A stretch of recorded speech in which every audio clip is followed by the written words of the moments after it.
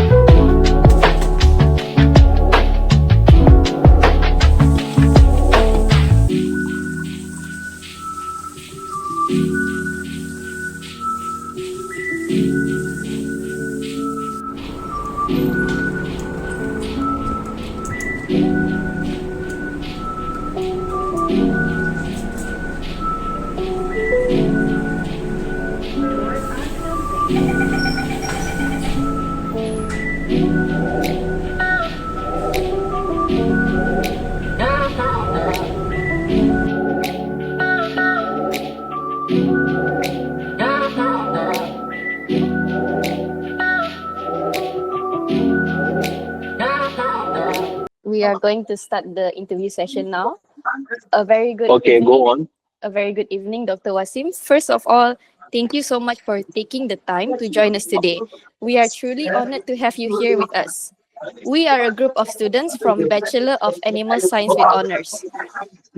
As part of our assignment for SKP 3122 Penghayatan Etika dan Peradaban, we are conducting an interview to gain insights about the issue of ethical awareness towards the environment.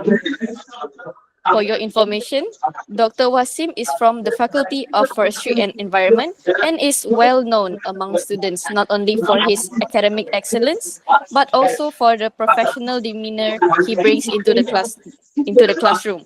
With that, let's begin our interview. Takif, would you like to ask the first question? Okay. First of all, I want to ask Dr. Wasim, the first thing is the level of awareness or understanding. In your opinion, how aware is the general public about the importance of preserving the environment?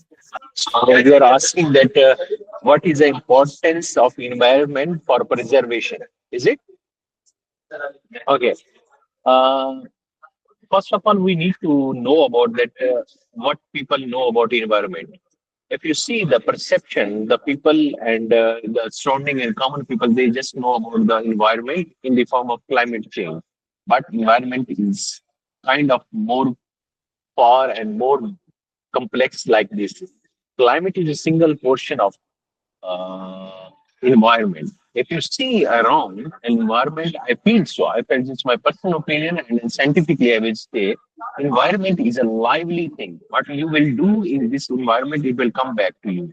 Okay, so environment doesn't comes with this thing that is only related with climate change. No, it's also part of our your living things. It's also part of your life. It's also part of your everything.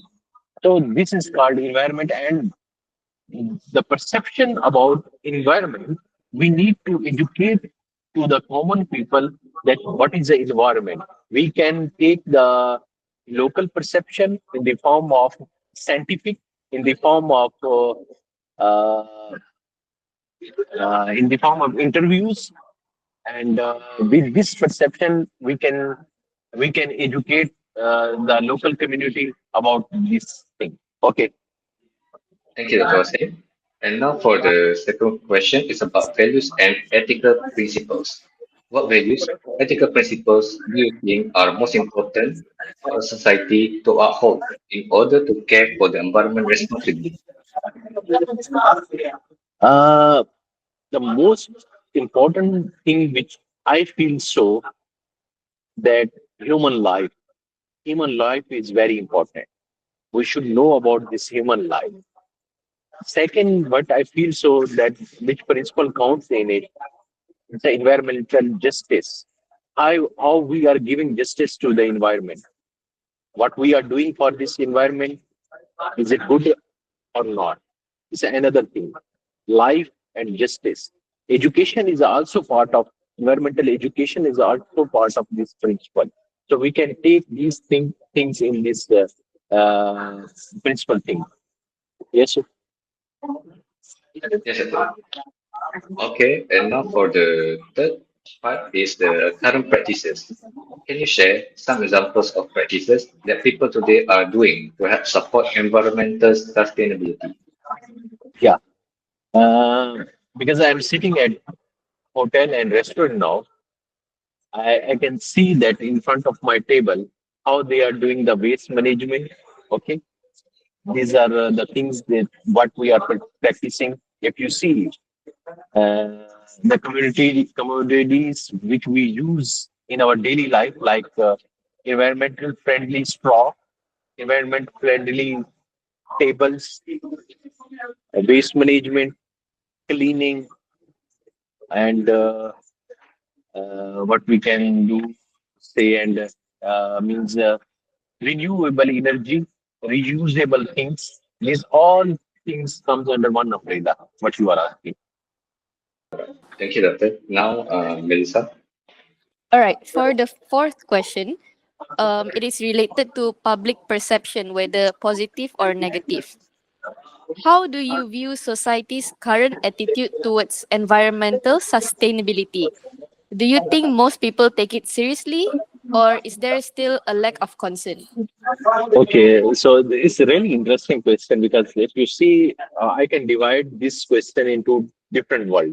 If you see in America, like the new regime with the name of Donald Trump, he doesn't believe on these things. He doesn't believe on the environment. He doesn't believe on climate change. He doesn't believe on anything. So at the same time, if we go to the developed countries who are suffering, developing countries like Maldives, they are suffering with the sea level rise. Even if you see that after 50 years, there will be no Maldives on this world. The map will be eliminated just because of the sea level rise. So there's a two type of perception in the world. Some people they believe on this climate change, some people they believe on this environmental thing, and some people they don't believe on this environmental thing. For example, I had a discussion recently with one of my friends, Prof. Muhammad. He was actually discussing about these things.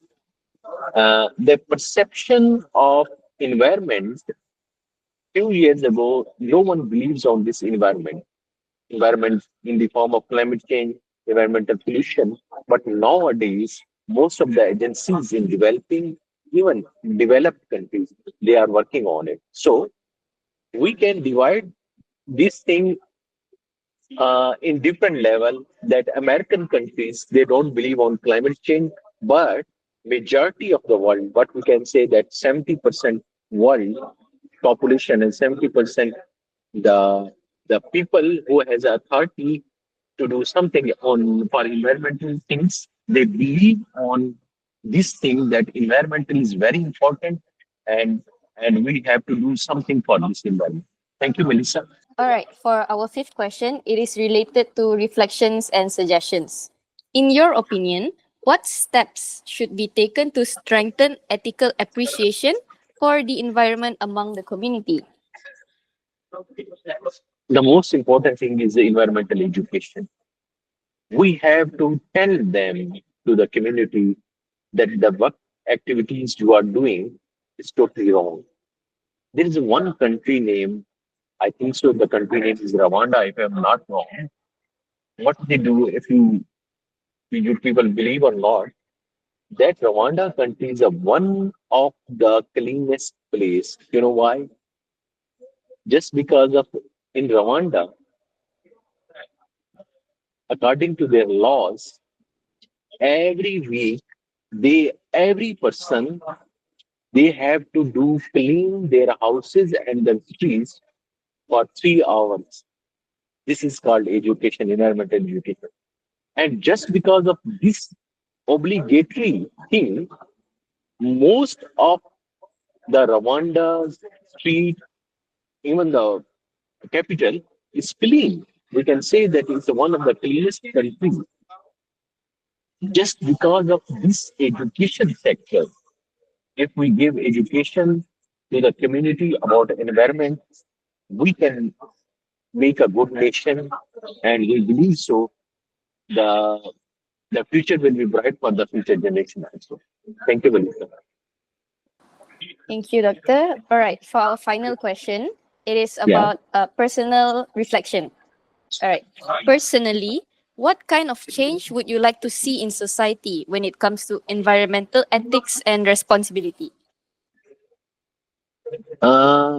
Because we are living in developing country, if we see, we still have to work. If I go to Europe, there is another society.